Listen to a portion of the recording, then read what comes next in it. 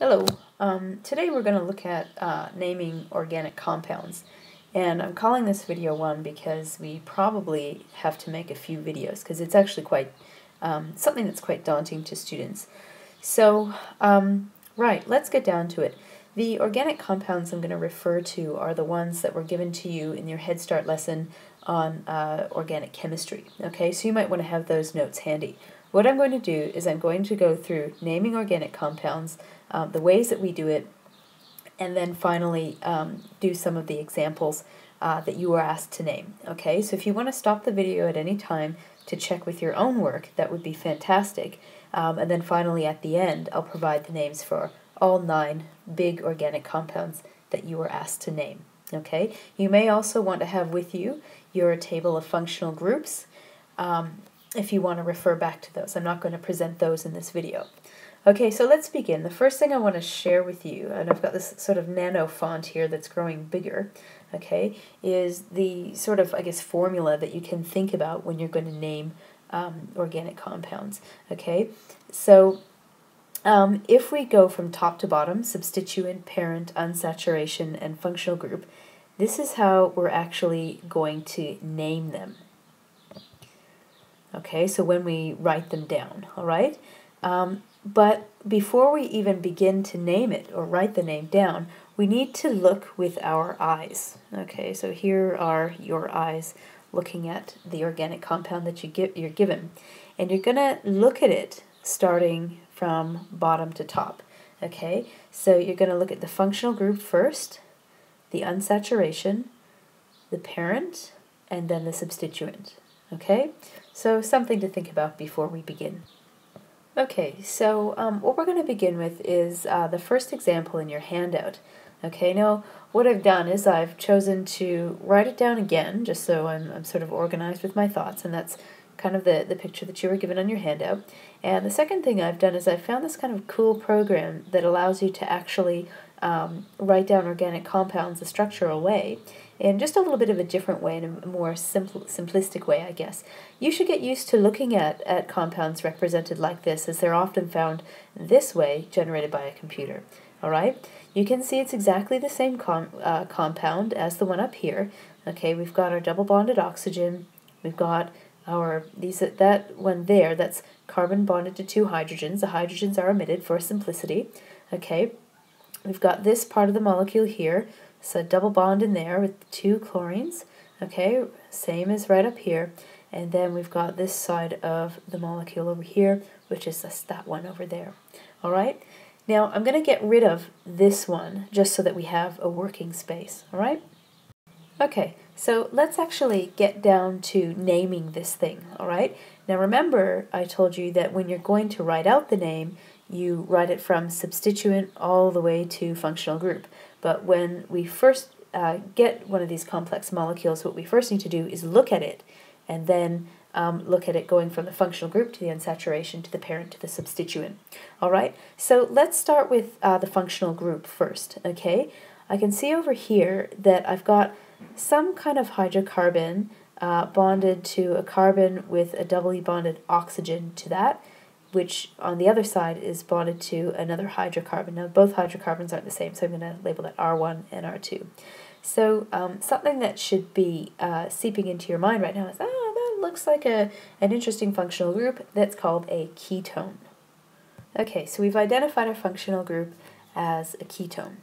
All right, the next thing we need to look at is the unsaturation. So is there any unsaturation here? And what they mean by that is, are there any double or triple bonds? And sure enough, there are. We have a double bond, which usually takes the ending E-N-E or ene if it's on the end of a molecule. Okay, now let's leave it at that for now. Let's go on to the parent chain. I'm just going to change colors of the pen here. So that we can actually have a look at the parent chain in a little bit more detail. So what the parent chain means is you need to find the longest chain with a functional group in it. So the longest chain of carbon atoms with a functional group in it. And I'm just going to circle it. If you want to pause the video here to figure out the parent chain for yourself, you can go ahead. Okay, but what I'm doing is I'm just circling the longest chain I can get with all the carbons. Okay, and it just happens to be I won't do that. I won't label it now.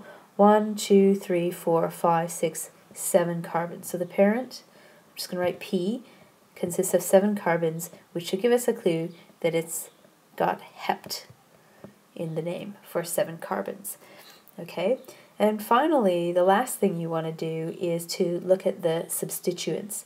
Okay, so anything bonded to the molecule that's not hydrogen, essentially, okay, or part of a functional group. So what have we got here? We've got 2 methyl substituents coming off of our parent chain, and we also have 2 chloro substituents coming off the parent chain there too. Okay, so we've sort of identified all of that, so I'm just going to write that there, methyl substituents and chloro substituents. All right, the last thing that we're going to do that our little SPUF doesn't tell us is we've got to actually number those carbons that make up the parent chain, okay? And the most important thing in the parent chain is the functional group. So we label the carbon in the functional group as having the smallest number possible. So that means if we're starting from this side, carbon number 1, 2, 3, 4, 5, 6, and 7. Okay, so those are going to tell us, or give us, I guess, the kind of address of where our functional groups and where our substituents and our unsaturation is coming off on this molecule here. I'm just going to pause it and clean up the slide for a second, get rid of all this stuff so that we can actually name this thing. Okay, so let's name this thing. Now remember, we're going to name from substituent to parent to unsaturation to functional group. Okay, so you might want to pause the video here because I'm just going to put up the whole name, but if you want to try and figure it out for yourself, pause the video and then you'll see it coming up in a moment. Okay, so here's the name of this thing, and it's read as 4,5-dichloro 6,6-dimethyl hept 4N2-one. Now that's quite a mouthful. So what does this actually mean? Okay, the 4,5-dichloro means that on carbons 4 and 5, okay, on carbons 4 and 5, we have 2 dichloro groups. Okay, so those are our substituents. Okay, then the next part, 6,6-dimethyl hept. Okay, so this 6,6 bit comes from the fact that on the 6th carbon we have methyl groups, and in fact we have 2 of them, so dimethyl. Okay, hept is our parent name. Okay, and then finally when we look at it, we've got this 4N. Okay, now this N bit comes from the unsaturation, or the ene. Okay, so it's actually the ENE becomes EN because it's not actually on the end of it, so it's not actually the final suffix. Okay, and what it means is that we have a double bond that's coming on the 4th carbon. Now remember, double bonds are always named such that their address, I guess, is on the carbon that has the smallest number, okay, in our numbering system. And then this 2-one says, hey, on the 2nd carbon we've got a ketone group. Okay, I hope that one makes sense. Let's move on to the next one. Okay, here we are with the next molecule. It's not the 2nd one in the sequence. I've gone a little bit ahead to, I think it's the 5th one in the sequence, something like this. All right, anyway, you can find it on your sheet. Okay, so what I've got here is just a reminder that I'm going to look at my functional groups, unsaturation, parent chain, and then substituents, and then I'm going to name it going this way, from substituents to parent group to unsaturation to functional group. All right, well, let's get right into it and let's start naming this thing. Okay, something that should come to mind when you're looking at this thing is, oh, hey, look at that. There's that ketone group again, okay, right over there. Have a look on your chart for functional groups to have to see if you can pick that one out again, okay. Next, we're going to move on. So we've got our functional group identified. I'll just write it down here, ketone. Okay, now let's move on to our unsaturation. Okay, so we can see that in fact we do have unsaturation here. We've got a double bond. Okay, so our double bond talking about the ending ENE or EN if it's not on the end. Okay, I'll just underline that there. All right, done. Our unsaturation is done. Then let's go to the parent chain again. I'll just change colors in the pen so that you can maybe see this a little bit more clearly. Okay, so we're going to find the longest chain, or the longest carbon chain that in fact has our functional group in it. And I'll circle it for you. Okay, here it is. Okay, and then I'll just say some stuff about this. Okay, so we can see that it's got 1, 2, 3, 4, 5, 6, 7 carbons. So it's going to be hept. Okay, I'll write that down, hept. All right, and then let's just number the carbons right now. Okay, so remember we start from the functional group having the lowest number for the carbons. So I'm going to leave that number 1, number 2, number 3, 4, 5, 6, 7. Okay, now I just want to point something out here. A lot of students will actually just circle this bit here as the longest carbon chain. Okay, it's a very common mistake that people make. All right, they sort of look at these guys here and they say, oh, well, those are methyl groups. They must be substituents. Okay, but in fact, you've got to look for the longest carbon chain. So it's kind of like working out the pieces of a puzzle, okay, when you're naming things. All right, so we've done the parent chain. Now we've got to move on to substituents. So after that, let me just change the color of the pen. Let's see. We've got a chloro there, a chloro there, and a chloro there. So we've got 3 chlorine substituents. Now remember, these guys are at the front of the molecule, so they're going to be named chloro. Okay, and we have to put the address for them and other things. Now have a look at this. We've got 3, oops, not that one. See, I've made that mistake. 2 methyl substituents there. Okay, so what kind of is something that you might be thinking of now is, oh, how do we, if we've got 2 different types of substituents, how do we name those? Okay, well, why don't you pause the video now and then you can have a go at naming them and we'll see how you go. I'll put the actual full name up in a second, all right? Okay, here's the name of this guy. Now, this is, again, another mouthful. 1,4,5-trichloro-6,6-dimethyl hept-4-N2-one. Oh my god. Okay, what a mouthful that is. So let's deconstruct this, okay, or let's take it apart. So 1, 4, and 5, trichloro. What this is referring to is the fact that these chlorines occur on the first, 4th, and 5th carbon. And because there's 3 of them, we need to specify that and say it's a trichloro. Okay, now the 6,6 bit dimethyl, okay, that's referring to those substituents that are coming off of the 6th carbon.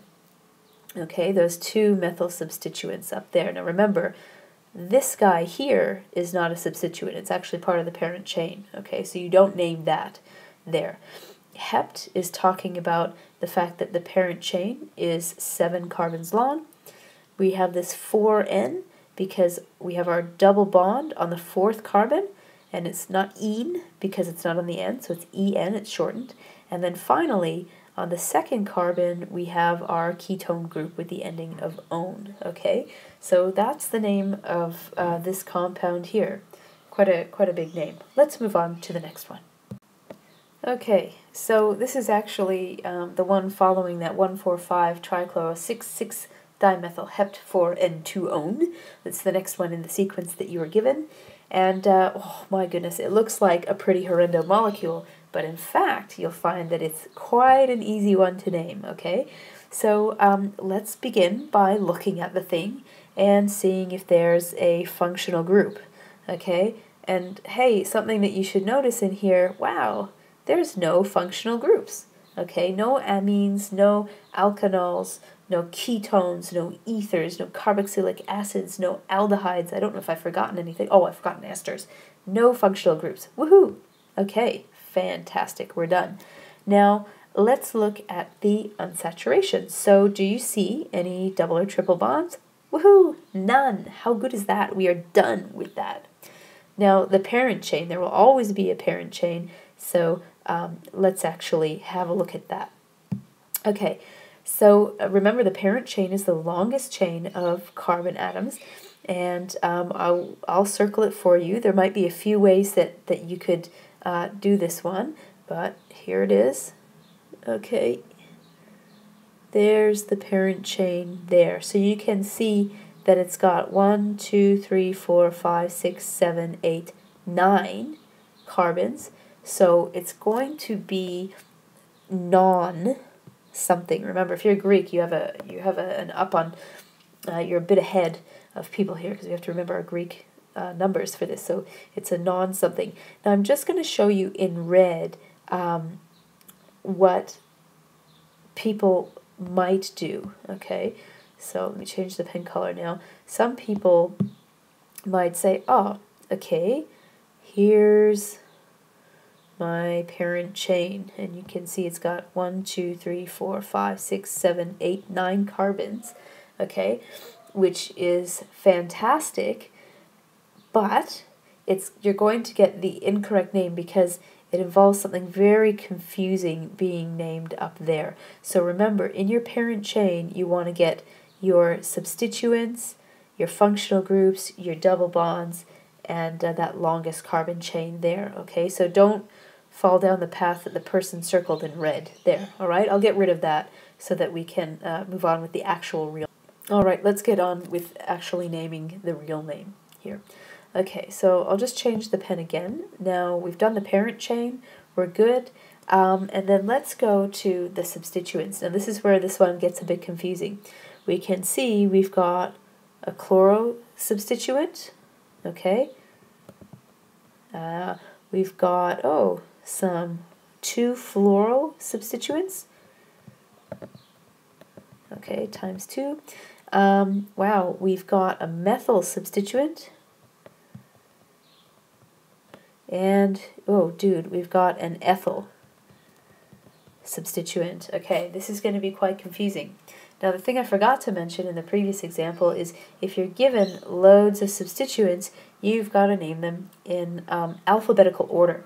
Okay, now the alphabetical order doesn't include the di, tri, I don't know, quad bit that you might have in front of these here. So fluoro, for example, we would have difluoro.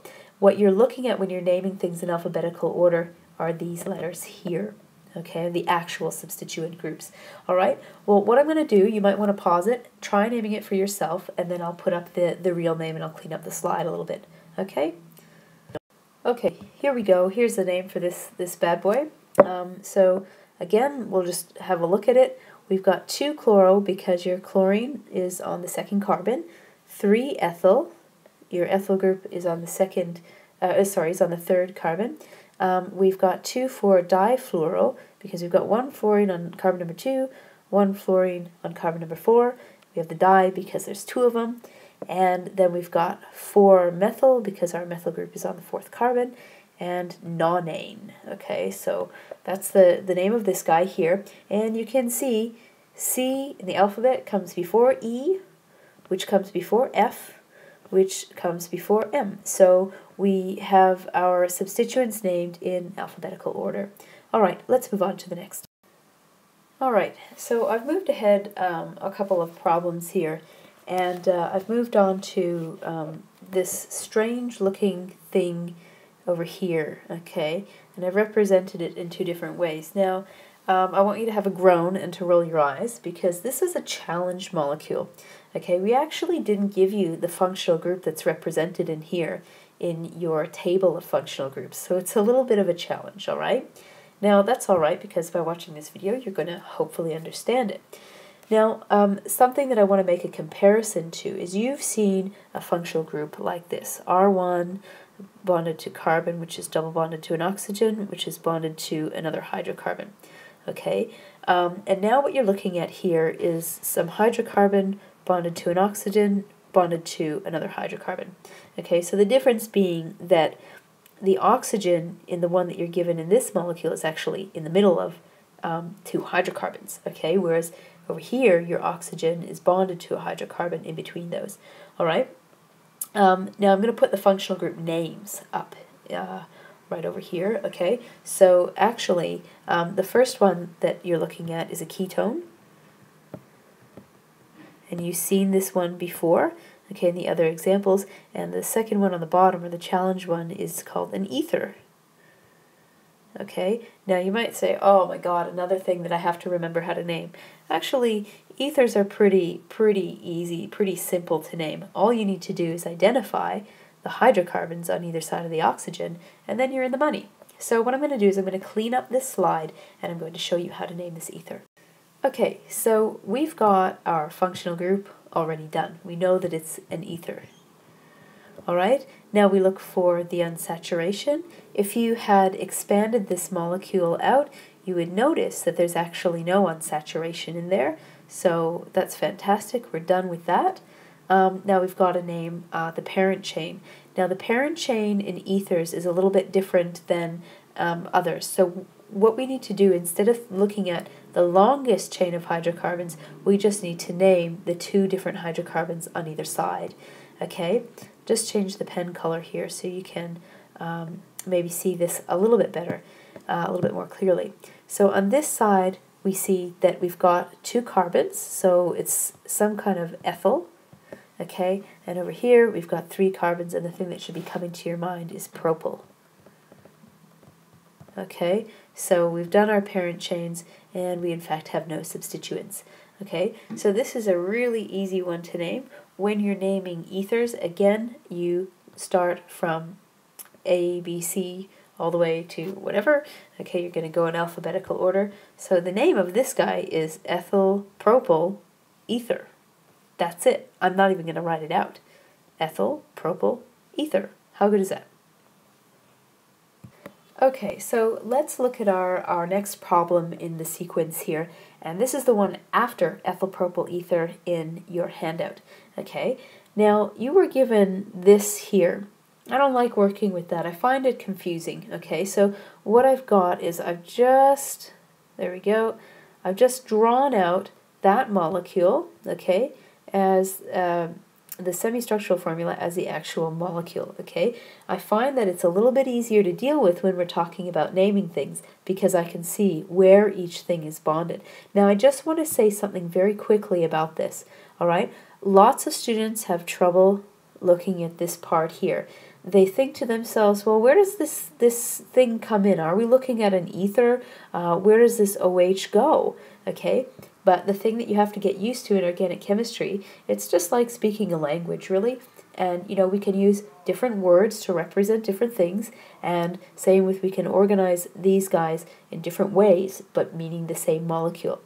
Most cases, you'll see brackets over there telling you, hey, guy, that's an OH or a hydroxyl group, okay?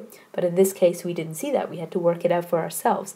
So the main thing I want to remind you of is if you're going to draw out the entire molecule, make sure that you remember in order for carbon to complete its octet, it can have 4 bonds to it, okay? If you ever have your carbons with 5 bonds, 6 bonds, something like that, you know you've done something wrong, all right? Well, I'm going to clean up the slide a little bit, and I'm going to work with this in order to name this thing. I'm not going to work with that anymore. Given an exam, I would take that, transcribe it to this, so that I make sure that I'm naming it properly. Okay, so now that I've cleaned it up a bit, now you'll notice that I haven't actually got that little chart that I've been putting around the screen that's telling you about the way to look at things and the way to actually name them. Okay, I'm assuming that already you're kind of getting the pattern here, that you're looking at the functional group, the unsaturation, the parent, and the substituents. And finally, when you go down to write the name, you're writing it in the opposite order, starting with the substituents, the parent, the unsaturation, and then finally the functional group. Okay, so let's look at how to name this thing here. So let's begin with the functional group. Can you pick it out? Okay, you should be noticing, yeah, OH. So we have an alcohol, or some people call it an alkanol. Okay, depends on how old school you are, I guess. Okay, then we're going from the functional group to the unsaturation, and you can see we've got a double bond, so it's going to be "-ine" or "-n" if that isn't the suffix on the end. Finally, the parent chain. I'll just change the color here to blue, and if you want you can pause it, but I'm just going to draw it over here. There we go, there's a parent chain. Okay, remember the parent chain has got the longest hydrocarbon chain that has the functional groups and any unsaturation in it. Okay, and let's number the carbons. Remember, we're numbering from so that the functional group gets the lowest number to the highest number. Okay, so 1, 2, 3, 4, 5, 6, 7, 8. Okay, so if you're Greek, or if you've just remembered all these things, you're going to notice that it's an oct. Okay, and then finally we go to the substituents, which yeah, there aren't any. How good is that? And every other thing coming off of this carbon chain, aside from the functional group, is hydrogen. So there's no substituents. Awesome. Okay, so let's name this thing. All right. So what do we do in the case when there's no substituents? Well, we start from the parent chain. All right, so oct. And then where's that double bond coming? On the second carbon, 2N. And then where's our functional group? 4 all. Okay, so that's our name for this guy, oct 2N 4 all. Okay, that's it. Easy peasy. All right. Okay, so finally, you're probably getting sick and tired of me talking. I can tell you I'm tired of my own voice. So here are the answers for your handout, okay? Your handout didn't actually have any numbers, so I've just gone from the starting all the way to the finishing, okay? And hopefully you can use the examples that I've given you to figure out where the other ones occur, all right? Thanks for watching, and remember, if you have any questions, don't forget to ask.